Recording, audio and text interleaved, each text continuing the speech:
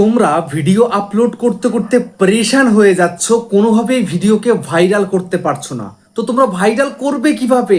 তোমাদের ওয়াইটি স্টুডিওর মধ্যে এই সমস্ত সেটিংস তো অফ করা রয়েছে, মানে বন্ধ হয়ে পড়ে আছে তোমাদের ওয়াইটি স্টুডিও এইসব সেটিংসগুলো। তাহলে ভিডিও কিভাবে ভাইরাল করবে তোমরা?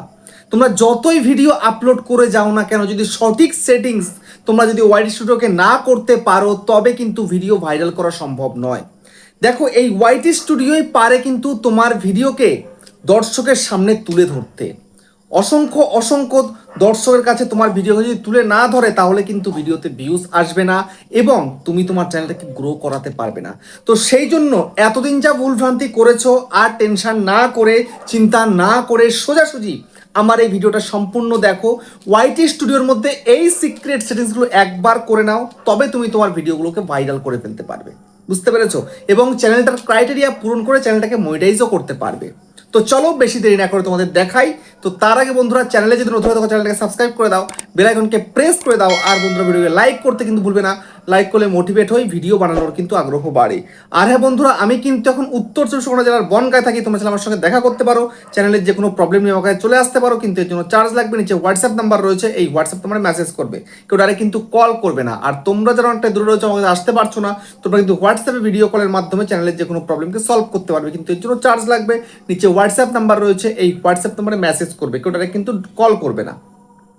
তো এখন আমি তোমাদেরকে দেখাবো যে ওয়াইটি স্টুডিওর দ্বারা কিভাবে আমরা ভিডিওকে ভাইরাল করি। তোমরাও কিভাবে ভাইরাল করবে ওয়াইটি স্টুডিও এই সেটিংসগুলোকে অন করে দিয়ে। তো দেখো, এখানটায় সরাসরি ওয়াইটি স্টুডিওতে চলে গেলাম। যাওয়ার পরে একদম পরিষ্কার তোমাদের আমি খুলে দেখাই। দেখো, এই হচ্ছে আমার ওয়াইটি স্টুডিও। এখানে আমার ইউটিউবার হও চ্যানেলের নাম 2,36,032 আমার চ্যানেলের সাবস্ক্রাইবার। লাস্ট 28 দিনের এই হচ্ছে আমার ভিউজ, লাস্ট 28 দিনের সাবস্ক্রাইবার, লাস্ট 28 দিনের ওয়াচ টাইম, লাস্ট 28 দিনের আর্নিং। ক্লিয়ার? কালকে একটা ভিডিও আপলোড করলাম 23 ঘন্টা 24 মিনিট আগে, ভিডিওটা চললো না, ডাউন। ঠিক আছে?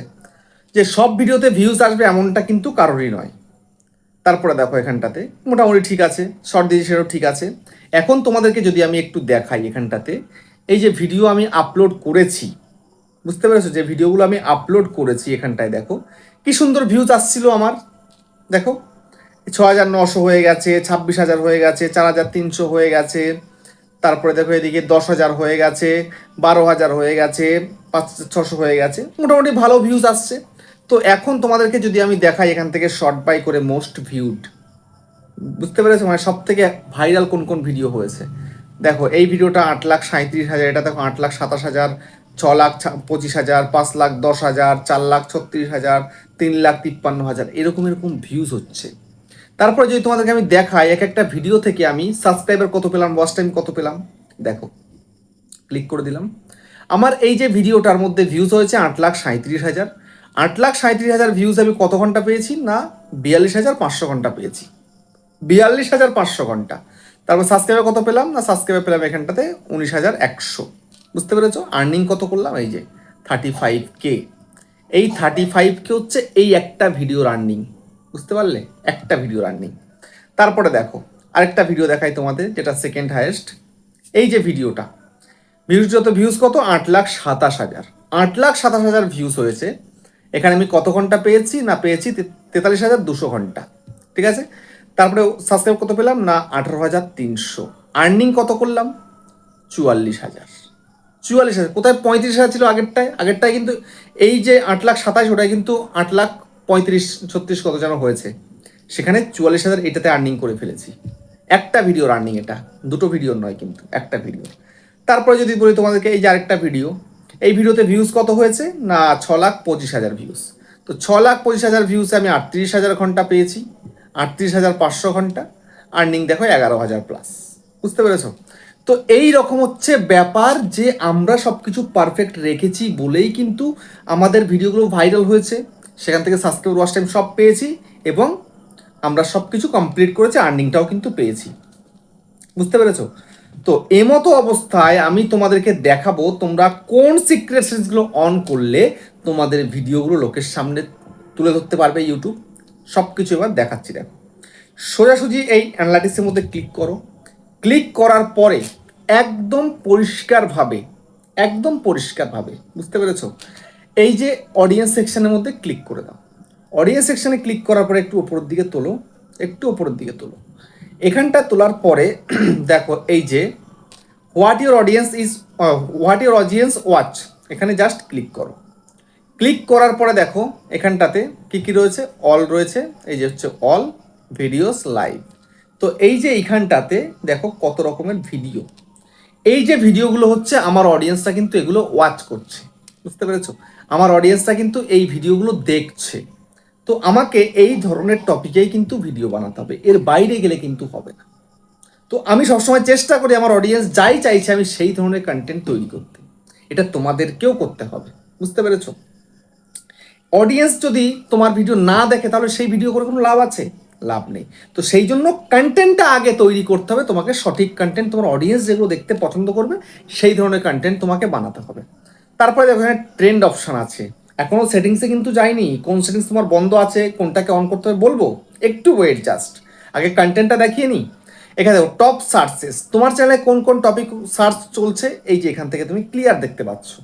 তো এখান থেকে তুমি সমস্ত কিছু দেখে নাও, কোন কোন টপিক চলছে, সার্চ চলছে কি কি, কোন টপিকের ওপরে, সেই টপিকে তুমি ভিডিও বানাবে। প্রথমে ওখান থেকে বানাচ্ছ, তোমার অডিয়েন্স কী কী ওয়াচ করছে, এখন তোমার চ্যানেল সার্চ কী কী চলছে সেই ধরনের তোমায় কন্টেন্ট বানাতে হবে।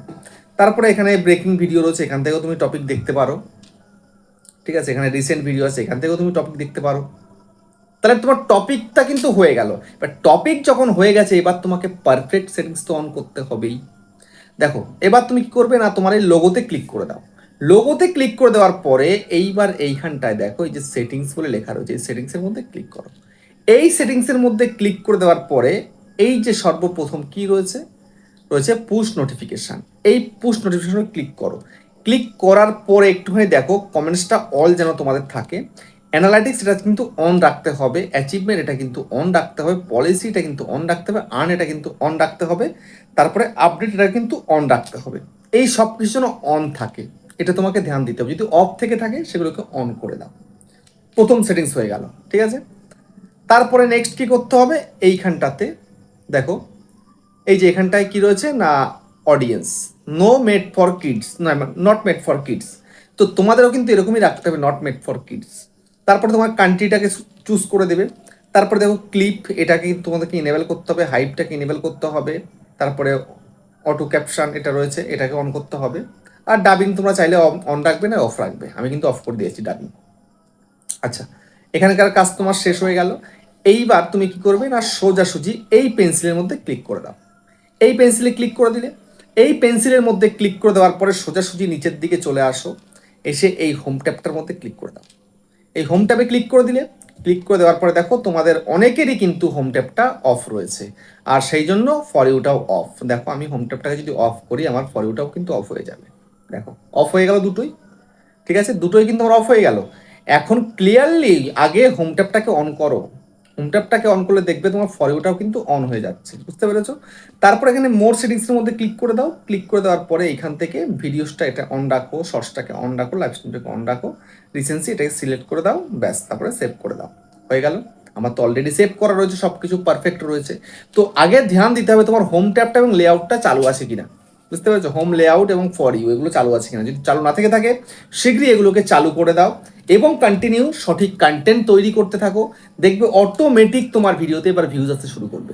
সব কিছু পারফেক্ট হতে হয়, তোমার চ্যানেলের সেটিংসটাও ঠিক রাখতে হবে এবং সঙ্গে ভিডিওগুলোও পারফেক্ট হতে হবে, বুঝতে পেরেছো? তো সবটা ক্লিয়ার। তো ভিডিওটা শেষ করলাম, আবার দেখা হচ্ছে নেক্সট ভিডিওতে।